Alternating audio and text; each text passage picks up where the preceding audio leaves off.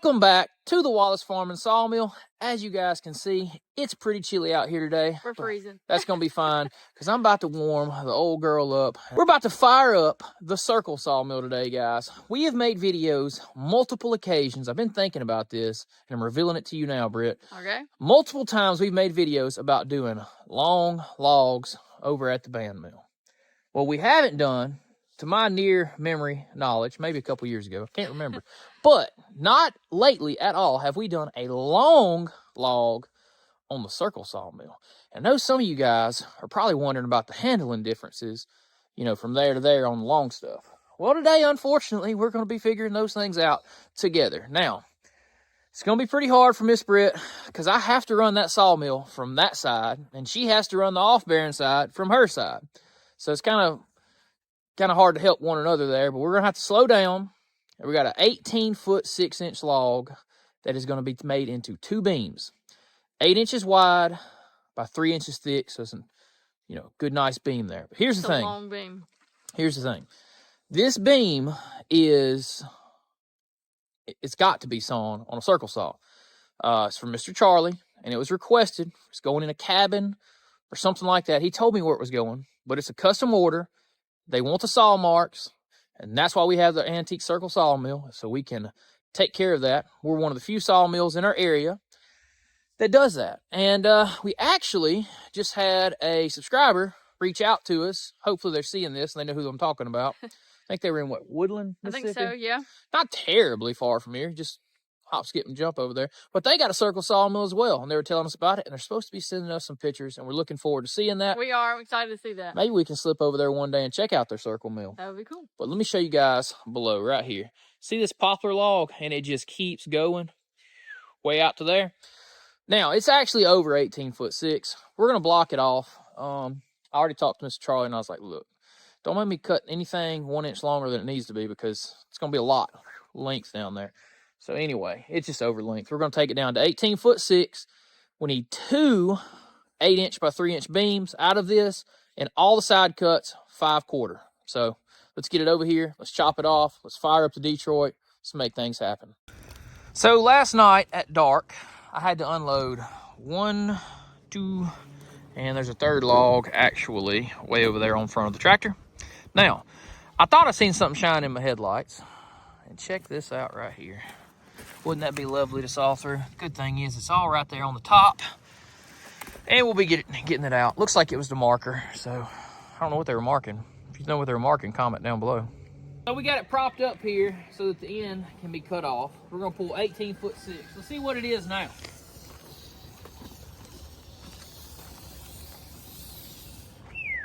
$22 feet. 22 feet, so we get to cut a good bit off.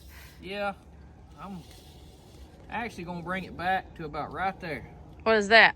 18 foot 6. 18.6. So, yeah, I'm gonna put me a little mark right here.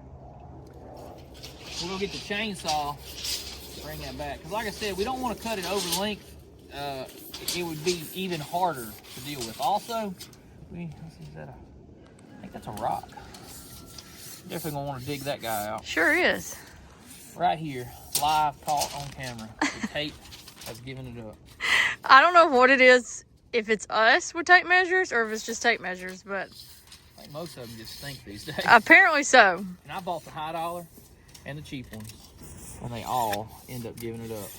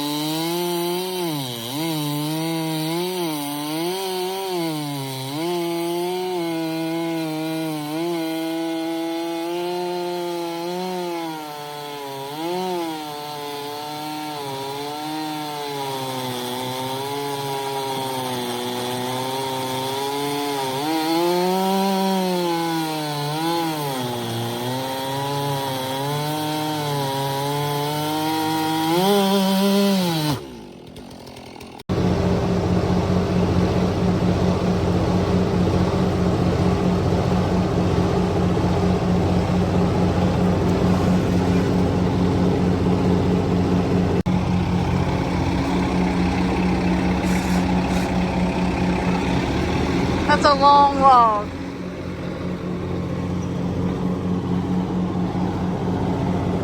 Right now, we got to do the hard part of getting it centered on the carriage how we want it. Then we'll start sawing. So that's going to require some help from Miss Brittany.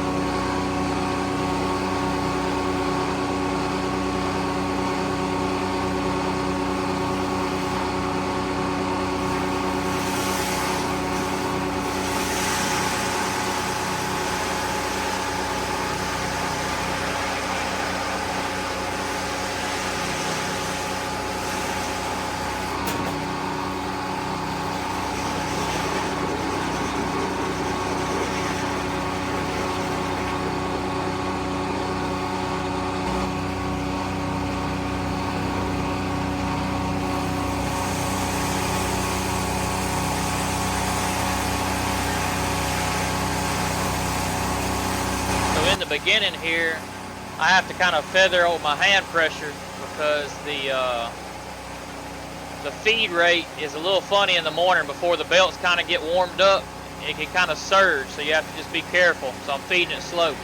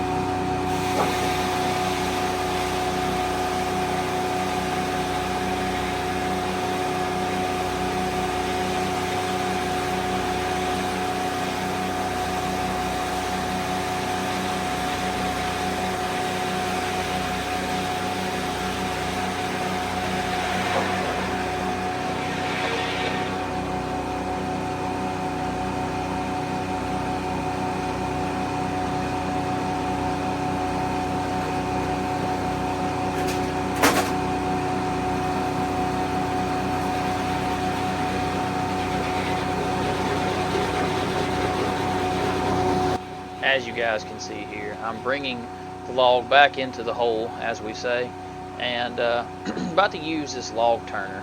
If you look back a couple years ago, we made a video on the log turner. Maybe we should do another one in the future. But what I'm doing here is I'm running a hook on a overhead crane that runs around it. It's just a piece of a cant hook. I come around the back side of the log and then hook it. Depending on how the shape of the log is, really determines whether or not I take a hammer and kind of stick it in a little bit. But what we do is we lift the dogs up, which are those two clamps you see me lifting, and we're going to use the overhead crane. So I decided to use the hammer here. Must not have been wanting to bite in good. So I'm going to push the button for up, hold the lever to let the the head blocks go back, and as you can see there, easily flipped it. Not a lot of manual labor from me, just kind of setup time. This one machine here saves us so much back-breaking work at the circle sawmill.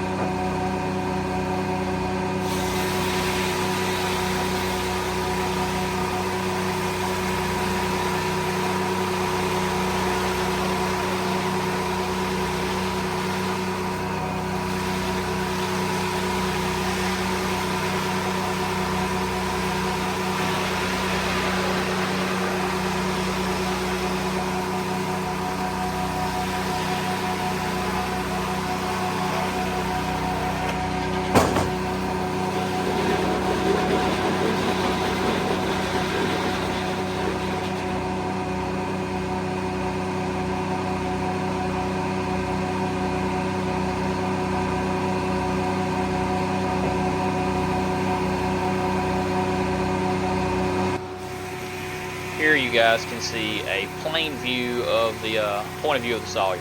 This is literally what I feel like I'm looking at as I'm sawing. So I thought it would be neat to try to catch a couple clips, especially for some of our folks that are fans of watching the sawmill process, because maybe at one time they ran one and no longer can. This gives you that straight up feel of like you're operating it. That's my left hand pulling the lever, and that's about the exact point of view I see right there when sawing.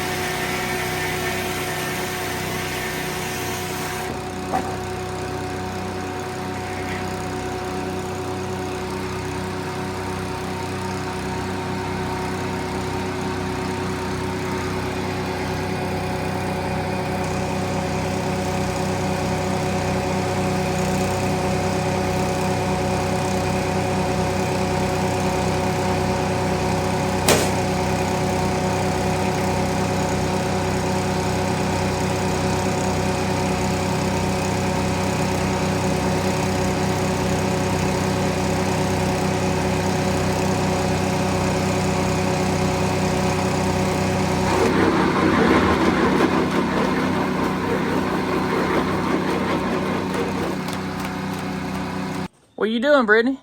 I'm declothing. I got super hot. Yeah, she thought it was really cold outside until she got to moving. Check it out behind me, guys. We got a bunch of beams. Now, let me tell you something about those beams. I know I said we only needed 2, but if you look closely in the video, 2 of those beams come off with some tension in them.